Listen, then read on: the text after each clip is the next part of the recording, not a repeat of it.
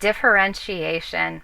One size does not fit all, and I'm so glad that it doesn't, because what that means is that we live in such a beautiful world with such beautiful people if we take the time to understand who they are and what gifts they have. Uh, this aspect, especially since I've been working with high schoolers, makes me appreciate them so much more. We get frustrated as educators, especially when we're held to such things as standardized testing and how students perform. But the standardized tests don't gauge everything. They don't gauge a student's personality, their sense of humor, how compassionate they can be.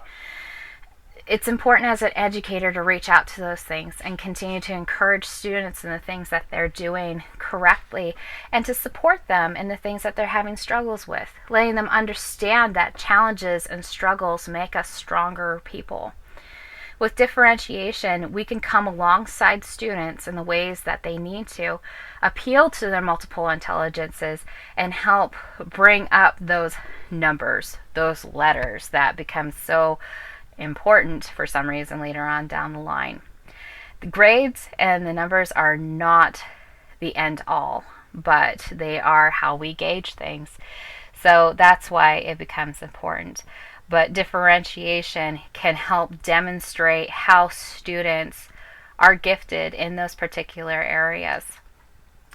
My artifact for differentiation is the written out analysis of my action research, technology tools for first grade classrooms with limited resources.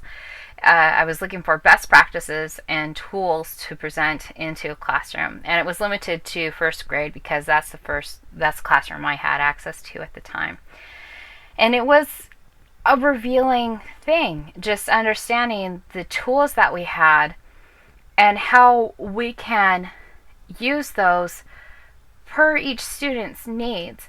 I had one student that was having extreme anxiety with testing, and the teacher had enough insight to take her iPhone, put on some gentle instrumental music, and that student's testing anxiety went down because she wasn't so focused on what she was doing. She had something to help just ease the tension.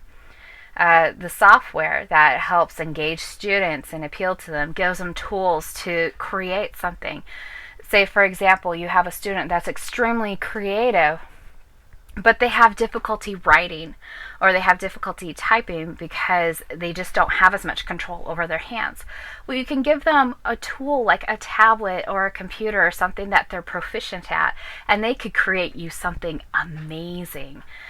So this action research and writing out demonstrates what I experienced in that first grade classroom. It was a wonderful time, came up with a very good list, which I share later on, especially with some of the apps that this teacher presented with the iPad that she introduced to the classroom. So again, I really enjoyed this opportunity that I had.